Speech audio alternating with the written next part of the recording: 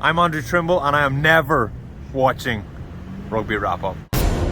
Next on Rugby Wrap-Up, Major League Rugby is here. Dan Power, Brian Ray, and Matt McCarthy with all things MLR, plus a superstar mystery guest. Rugby Wrap-Up brought to you in part by Sheehy Auto Stores. It's easy at Sheehy. The Pig and Whistle, the world's best rugby pub. And Lean and Limber, stretching your way to a healthier lifestyle.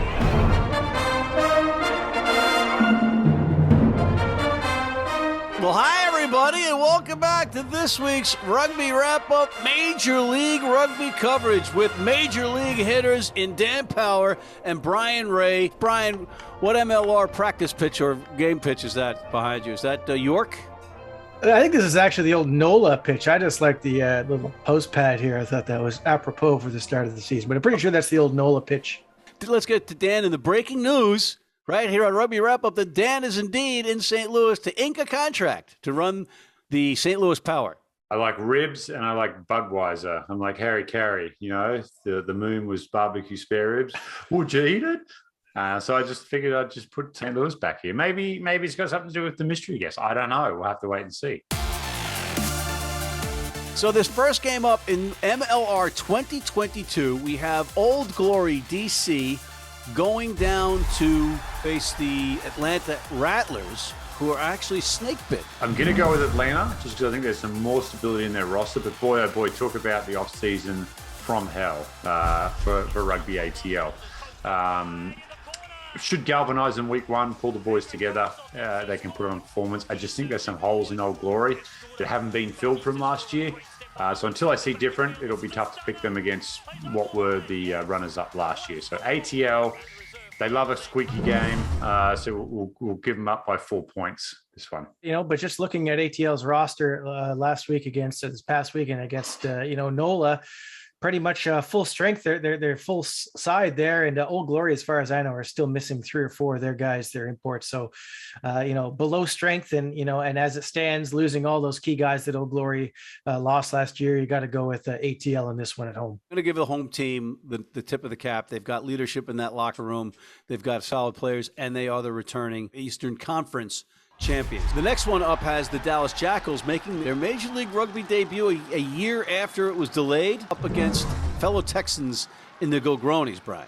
Austin looked pretty damn good in this preseason. I think New York can attest. And, Dallas have had some problems. They're still on the lookout for a coach. I hope my man Mo Abdelmonem gets on the pitch to get to play against his former team, Austin. That'd be fun to see. Got to go with AGs in this one. Brian's right. I don't know if I can circle a game on the schedule that I think the Jackals are going to win at this point in time, but expansion is going to get harder and harder in this league as the teams continue to build their infrastructures and grow up. And it was a tough run for Dallas, in fairness to them. Austin, man, I think they're poised to go all in this year. This could be a bloodbath. And I know Noxie's going to be there, and he's pumped. He's primed. Noxie is. Yeah, the hair's pointing in 8 different directions. Yeah. You can't lose with Noxie. Upside down chugs. Yeah. So call me crazy, but guys, I'm picking the Jackals to come up short.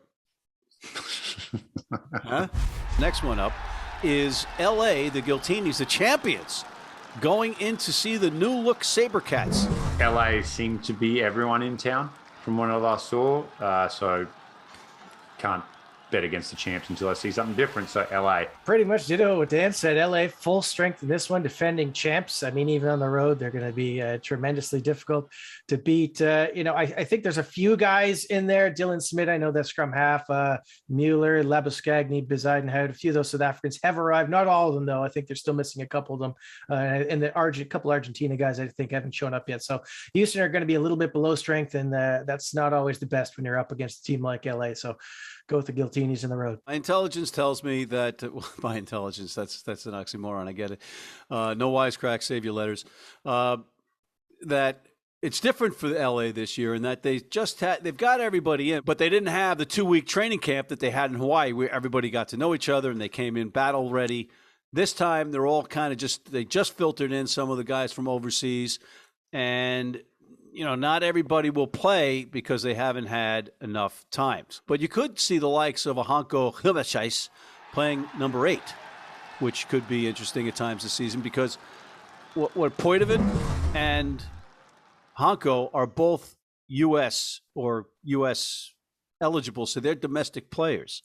So they can rotate those guys. And last year they didn't have a domestic number 8, which they can use Hanko at. But I think the Giltinis are still too deep with your man Ben Lesage at number 13, and I have it on good intelligence that he is going to be starting. So look for him to make a difference in that back line, filling in for the departed or now coach Adam Ashley Cooper. Giltinis by 10. Oh, hold on. Dan just gave me the smile that means we have to break because we have the mystery guest coming up, and we'll be right back with our mystery guest after this. Selling or trading in your vehicle? She makes it easy. With Easy Trade, start online or visit us in store. We want your vehicle, and we'll give you up to 125% of KBB value. It's easy at Sheehy.com.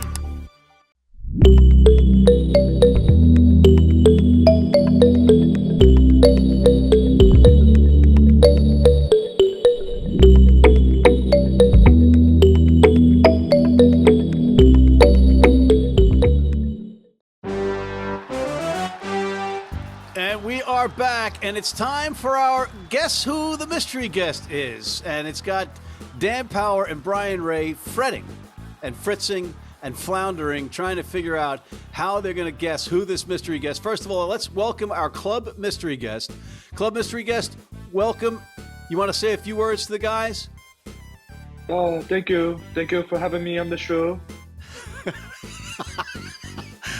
Well, it is great having you, club mystery guest. I gotta say, Ryan, do you have a question for our club mystery guest as to who his identity is?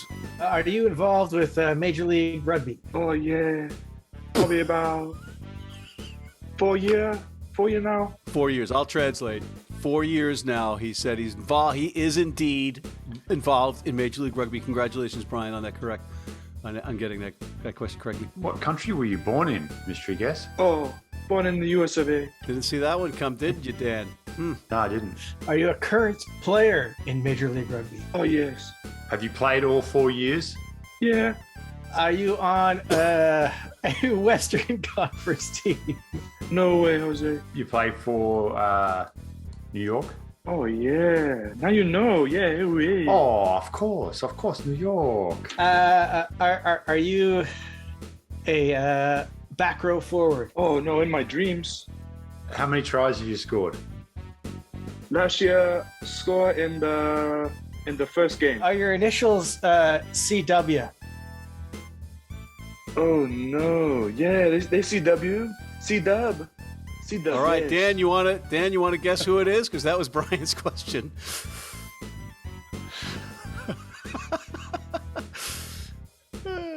Dan, you can take it. Come on, Dan. I only have one CW that I know on the roster. Okay, well, that's not a question. That's a statement, Dan. This is a question. You have to ask it. Are there more than one, Brian? Oh, no, we can confer. No, that's it. He asked Brian the question. Brian, now it's back to you. Oh, God. Chance Wenglewski. Chance Wenglewski. Well, that was Dan. You had it right there. You were like Pat Mahomes. I was. I threw it to Brian. He asked CW rather than saying your name, which really just it was like spelling the word out in Wheel of Fortune and handing it to Dan, who then asked Brian a question.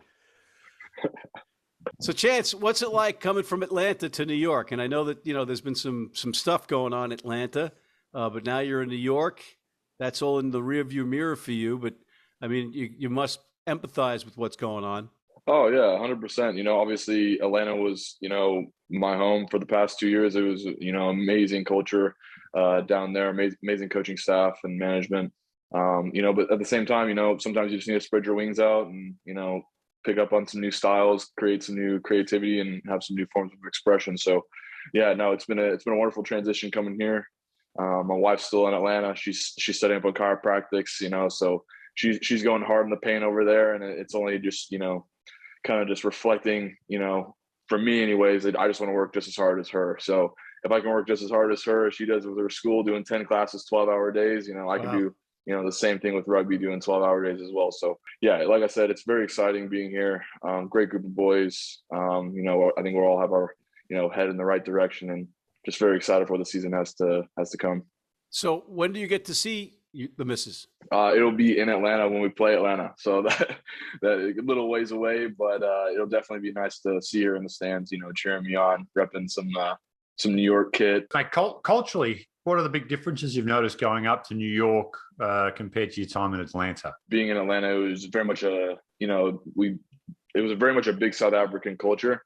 You know, having brides on Sundays and obviously, you know, the family culture was really cool there.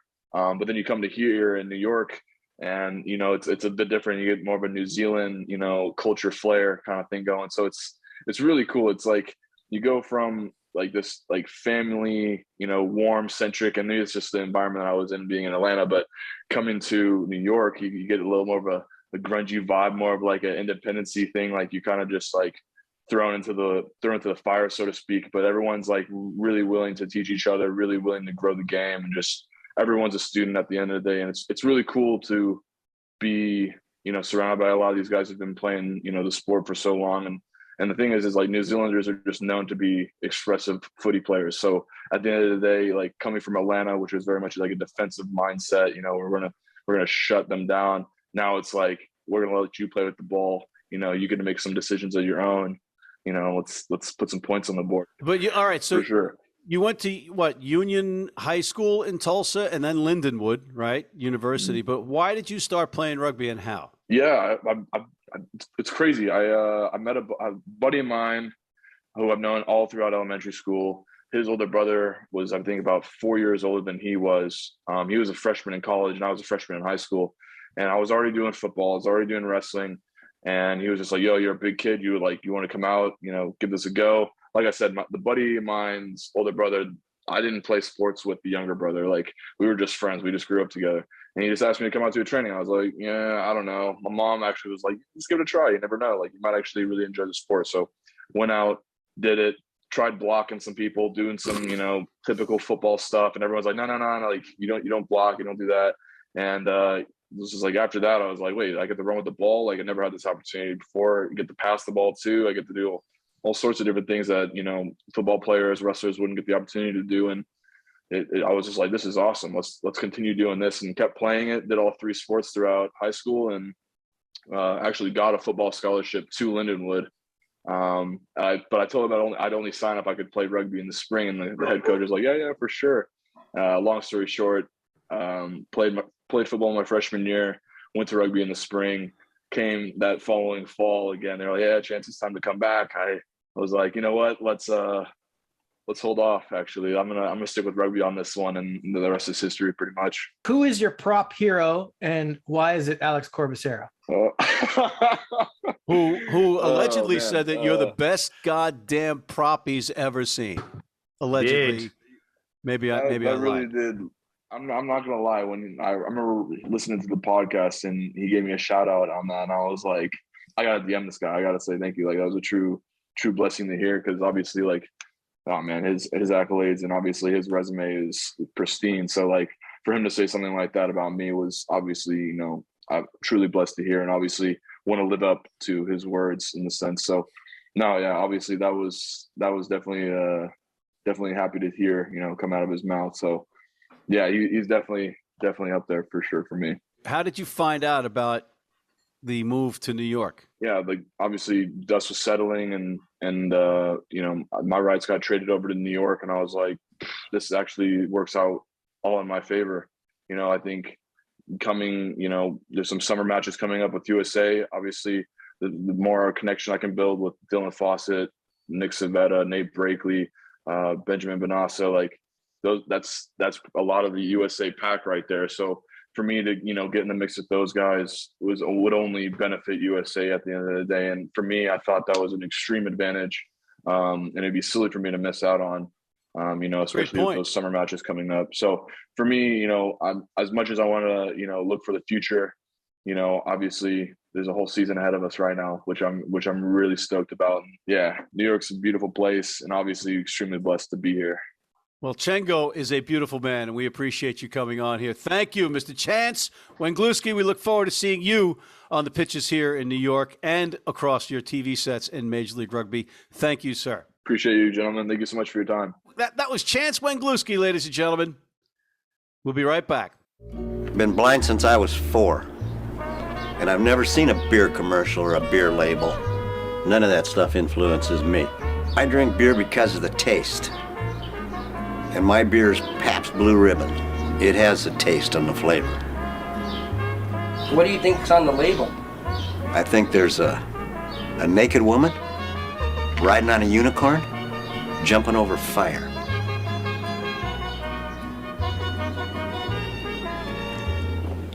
Oh, that's good beer. If you're in New York City and want to watch some great rugby, have some great food, and some great times, go to the world's best rugby pub, the Pig and Whistle on West 36th Street. Not a bad mystery guest. What a guy. Chance Wenglewski, Chengo. Let's move on to the next match, and that is the Free Jacks. NOLA had their run out just in this past weekend.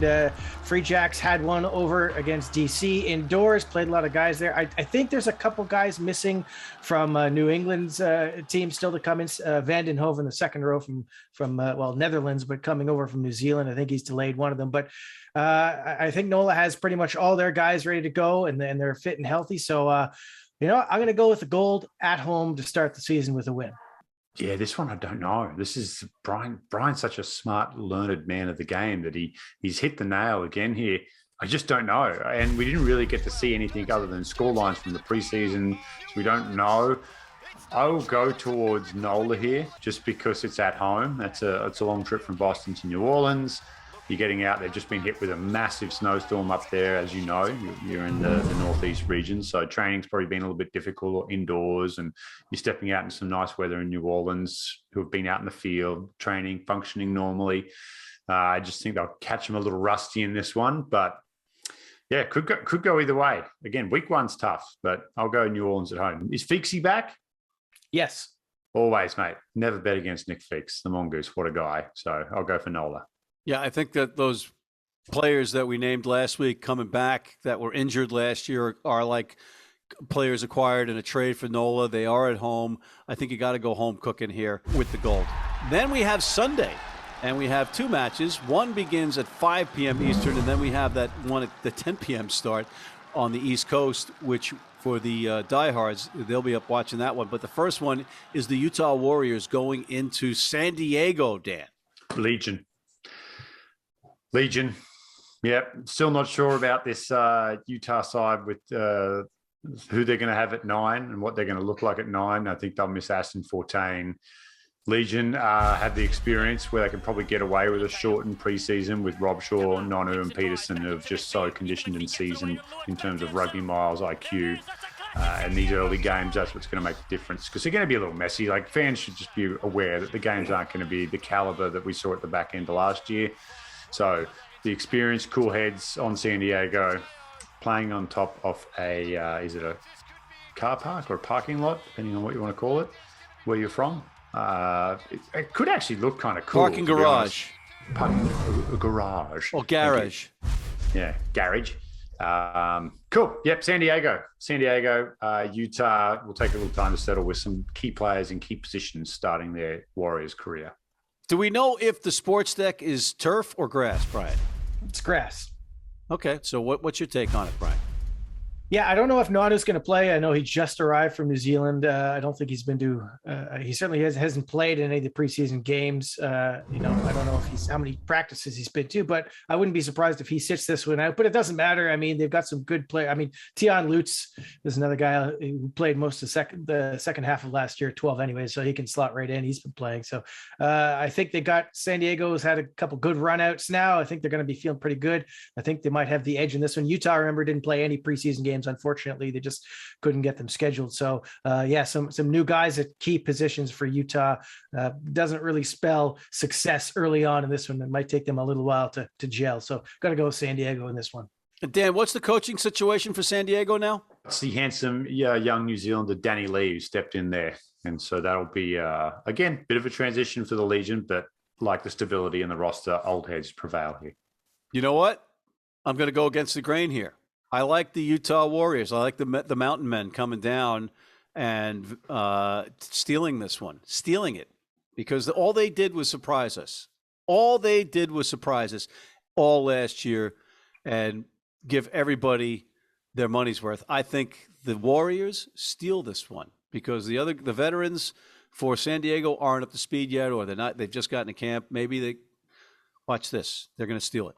And then last but not least, at 10 p.m., so Brian has to stay. It's 11 p.m. for Brian on Nova Scotia time, whatever you want to call that, Halifax time. And it's Seattle hosting his Arrows for a 10 p.m. Eastern kickoff. Brian, because this is your team, let's start with Dan. Arrows. I'm going to go with Ryan. I think the Arrows, it's going to be a good year for Toronto after last year. Can only get better, right?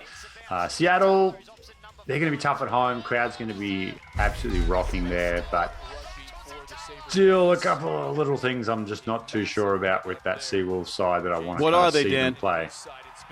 Just a little bit of depth in the pack, to be honest. Front row, I want to see their set piece, see how it's firing. They don't really have anyone that jumps off the page for me as a massive line-out threat. And I think Toronto is just such a well-conditioned, structured side. Got the chance to chat with Lucas Rumble a couple of weeks ago, and there's just a couple of little things he said that kind of made me feel as though the Arrows are primed for a big season this year. So Pete Smith steps in as head coach to replace Chris Silverthorne. So they're going to get a little bit of a fresh kind of look at things, but you maintain the core up there. Just like the Arrows in this one. Brian, did Silverthorne deserve to be replaced after having to play all the games on the road last year?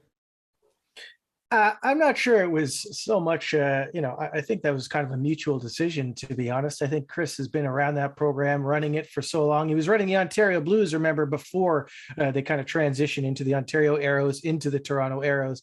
So, I think he probably just, after spending all that time away from his family, last season, I think that was really difficult on him as well. And he spoke about it, after the game in Atlanta. So, I think it's probably just best for all parties just to freshen things up. Chris is still in the organization. He's just doing other things, development and recruiting now. So, He's still with the what? He's still with the organization. Organization. I just wanted you to say organization again. Those weird Canadians, huh? Yeah. Organization. He's with the organization. Excellent.